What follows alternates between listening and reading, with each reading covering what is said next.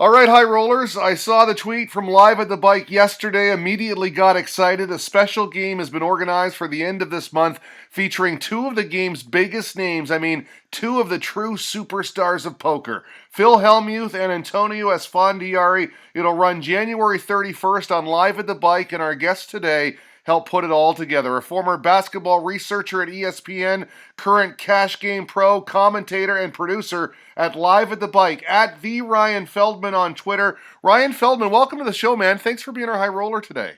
Oh, thank you so much for having me. Thank you so much for that intro. That was great. Thank you. Hey, we aim to please here. LiveAtTheBike.com, Twitch, YouTube. You guys have been busy of late. I mean, it seems like you're adding more and more games to the streams.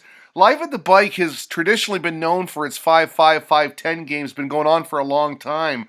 But in the past year, you've really stepped it up, added smaller games to the mix, much larger games, some Omaha in there as well.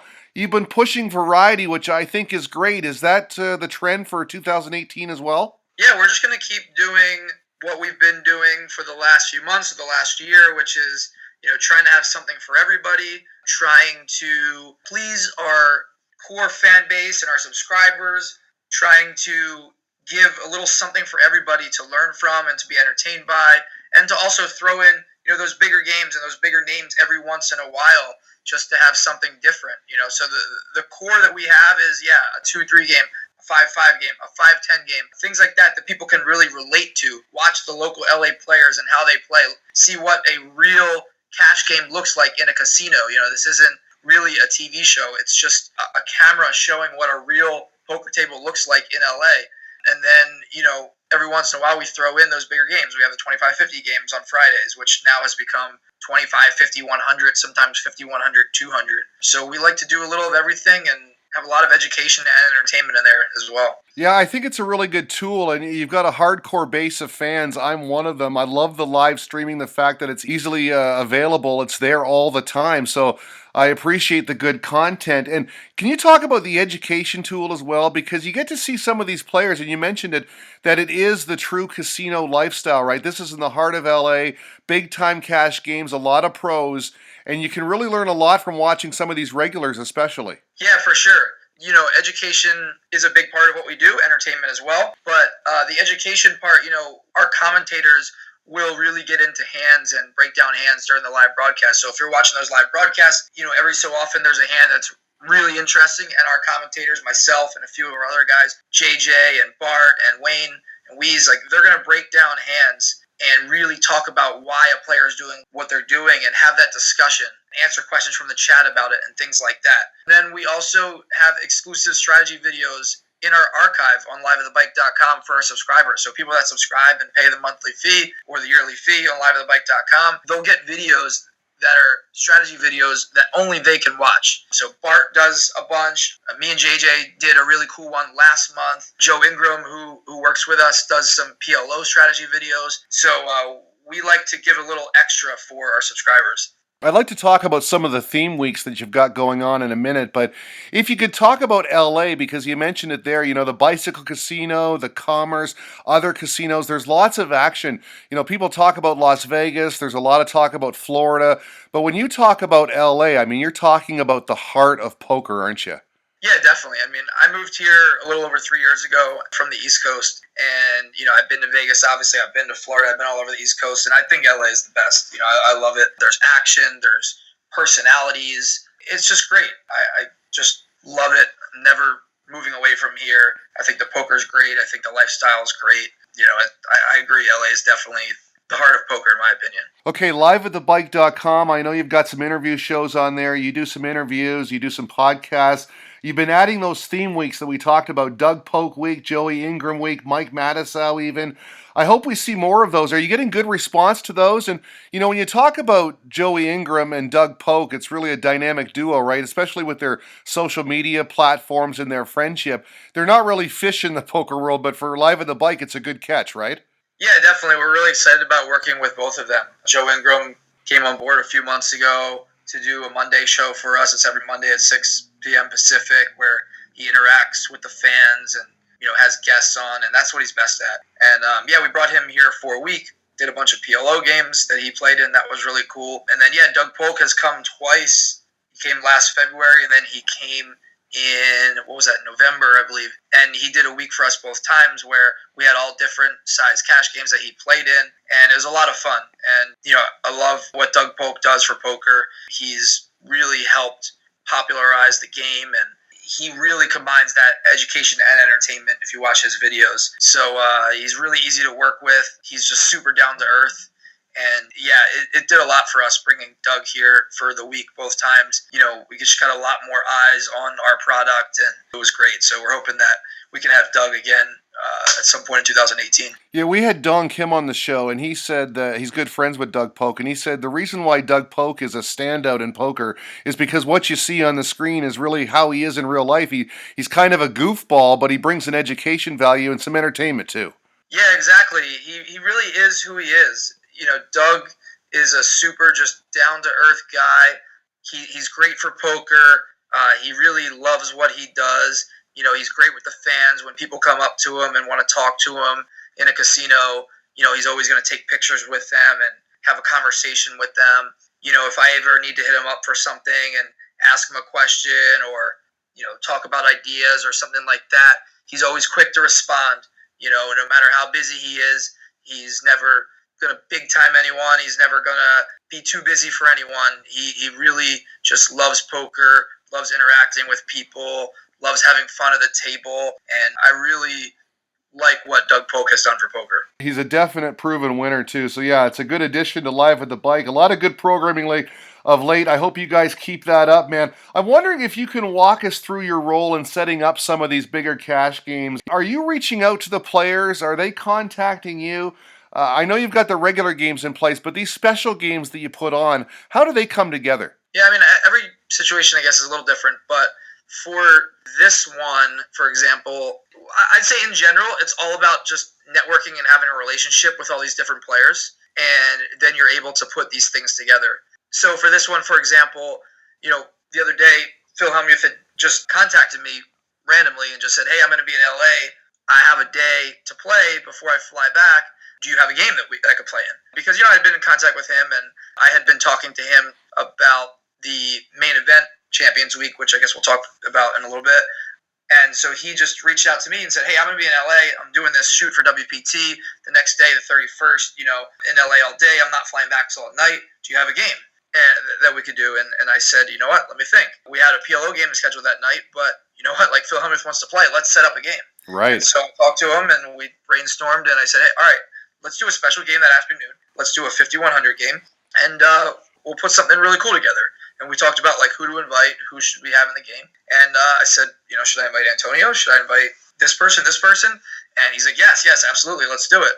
And so, after that, hit up Antonio Esfandiari and said, "Hey, Phil Hellmuth's going to be in town. Let's do a special game. You want to play?" And he said, "Sure. Like, let's do it. Let's do this, and this. These stipulations." Like, okay, cool. I'll make it happen. Then I hit up Randall Emmett, who is a producer who's been playing on our show. And he's like, "Absolutely. I'm in." He loves playing with those guys. And I hit up a couple of the other players who play on our Friday shows. And, all of a sudden we have a game together. So that's pretty much how that one works. In general, usually you get a couple guys to say yes, and it makes it easy for everyone else to say yes. Right. For Doug Polk, that came together over a year ago when we originally had him in February. And I had been in contact with him through social media. And I said, "Hey, we should put together a special week for you. We could do a bunch of different games. That'd be really cool." And, with his brand and what he was building at that time, he's like, "Oh my God, that's a great idea. Let's do it." We just brainstormed what each day would be. And then, that was pretty much it. Like, he was just really easy to work with. When Doug Polk came back in November and, I got like Jungle Man to come and Dan Smith and some other guys.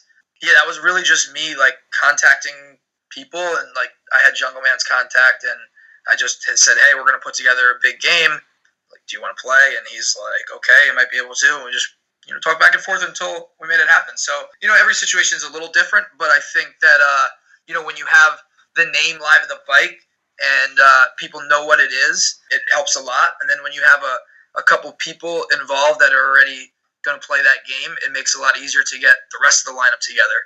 And a lot of the local players, the recreational players, the businessmen, they want to play with these big names. So it's easy to get them to play with those guys. You just have to make sure the stakes are reasonable enough for them.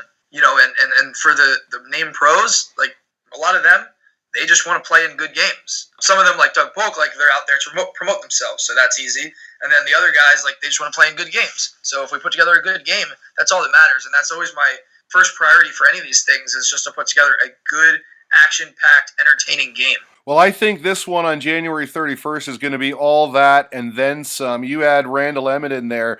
He's an action player. He likes to splash the pot. And of course, Phil Hellmuth and Antonio Esfandiari. I'm wondering if you can talk a little bit about each of those guys and your dealings with them away from the table. I mean, I think Phil gets a bad rap because everyone says he's a good guy away from the table. And with Antonio, I think it's a case of what you see is what you get. Are these pretty affable guys away from the table for you? Yeah, for sure. I've only interacted with them not too much so far in my career, so to speak. Phil more than Antonio. So Antonio came in August for one day. I had met him like briefly in the past, but he came for one day and played on our show in August for a few hours, and that was really it. So I got to talk to him a little bit before the game and after the game. And yeah, he was a cool guy. He was definitely super cool to talk to, and he said, hey, if you put together a good game, I'm definitely down to come back and do more. He lives right here in LA. So yeah, I think that he's definitely very similar to what you see at the table. And then for Phil Hellmuth, I've been able to actually interact with him a good amount over the last, I don't even know how many months. Actually, over the last year, I've been able to interact with Phil Hellmuth a decent amount. And I like him. I think he's interesting. He's cool. He's funny. He has a really unique personality. I think that the stuff you see at the table when he's, the antics at the table, I think that that's just his emotions coming out. I think that to a degree he tries to put on a show because I think that he knows that people, for the most part, like seeing that stuff. But I think that a lot of it is just natural and he can't control it sometimes. But I know that he's aware of what he's doing. And he's definitely aware.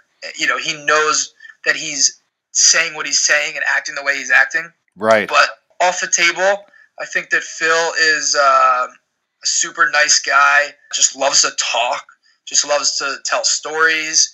He's a really cool guy just to sit down and like hang out with for an hour or a couple hours and really just hear the stories that he has and the things that he has to say. He just, he's been around for so long. He's been able to hang out with so many cool people. He's networked really well. He's obviously played a lot of poker and he's played with everybody. And I could just sit down and talk to Phil for hours and it would just be something new every 5 minutes that he would be talking about and you would stop being entertained. Well, they're both entertaining characters, and when you put them at the same table, you're a poker fan, I'm a poker junkie as well. I mean, what do you think it is about these two at the same table? Do you think it's Antonio perfecting the needle? He really seems to control Phil when they get verbally jousting. It really makes for good banter back and forth and good TV watching. Yeah, for sure. I think that it's that they both respect each other a lot, but that Antonio will just needle Phil and make fun of him. And, it's about how Phil takes that and kind of deflects it back. I think that that's definitely a lot of it. Like, Phil is the type of personality that he'll let other guys that he respects make fun of him.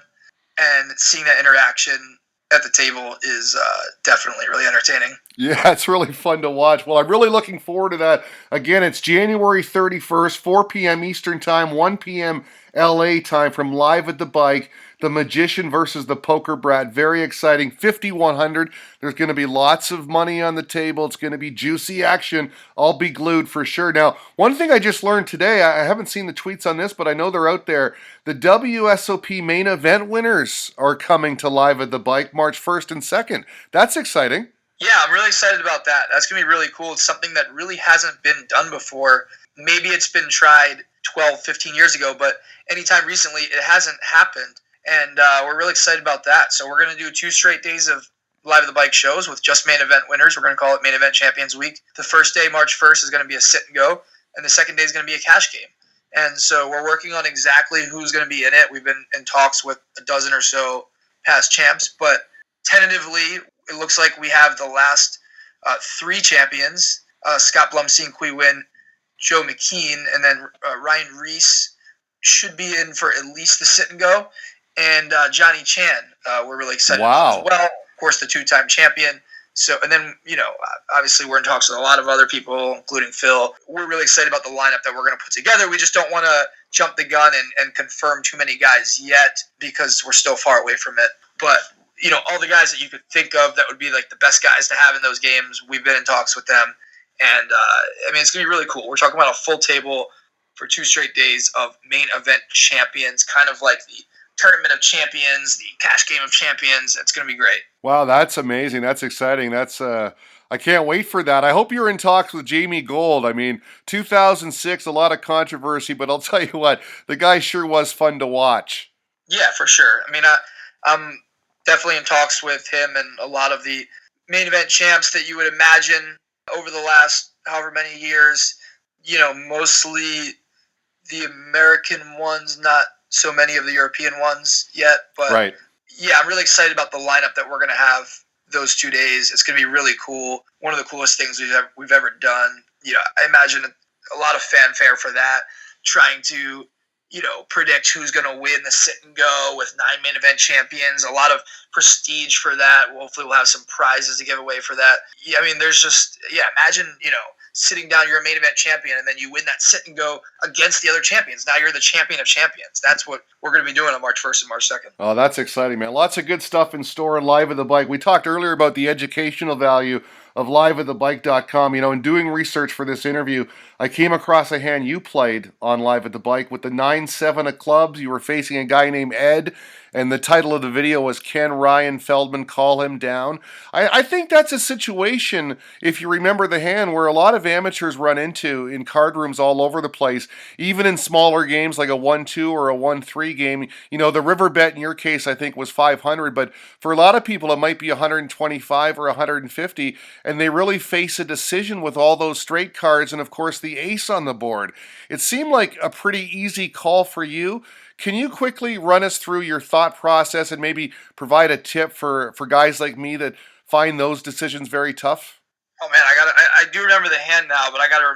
Do you have it in front of you? If you Well, can tell me. he had spades. Ed had spades, and he 3-barrel bluffed you. You had a pair of sevens, and there was like 4 straight cards out there, and the ace hit the river, and he 3-barrel bluffed you, and you called him down all the way. Without remembering exactly what happened and what I was thinking, I think that a lot of that was one about knowing the player that you're playing against and their tendencies. And so if you are going to pick somebody off, if you're going to hero call them, you better know the player. You better know what they're capable of and what they're likely to do in certain situations. And I happen to know that player a decent amount. And I think that plays into a lot. If you start hero calling against somebody who you don't really know that well, who you're not really sure if they're capable of bluffing in that exact spot, then now you're playing a guessing game.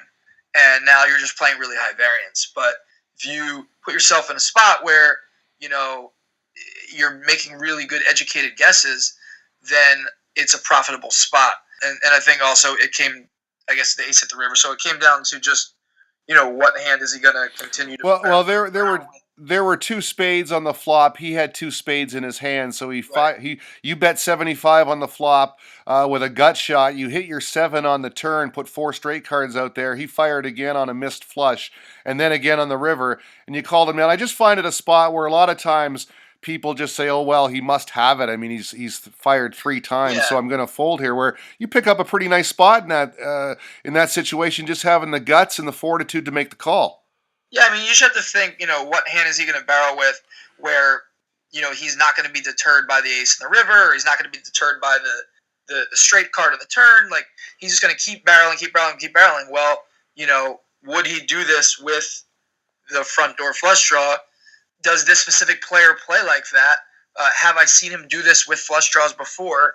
And you just put that all together and you make a good decision. And sometimes you're going to be wrong, but sometimes you have to take those chances if your gut is telling you to call. A lot of it is just experience in poker and playing with certain players, just the experience in that specific type of situation. And your gut is going to tell you what to do. If your gut is telling you, like, oh, this is a call, go with it. If your gut is telling you, like, no, this doesn't feel right, this is, you just like you try to make that side call where it doesn't feel right, but you feel like you're supposed to call. Then just fold. Go with your gut. The more you play in poker, the better instincts you're going to have. Well, I really appreciate your time, man. I like what you're doing with Live at the Bike. Ryan Feldman at the Ryan Feldman on Twitter. Of course, liveatthebike.com, at Live at the Bike on Twitter. A big game, January 31st, Hellmuth versus Esfandiari, plus a bunch of other action-packed players. And then the main event winners, March 1st and 2nd. So some good stuff coming up on Live at the Bike. Ryan, thanks so much, man. Appreciate it. Thank you. I really appreciate it as well. Thank you so much. You guys are doing great work at High Roller Radio, and thank you so much for having me on.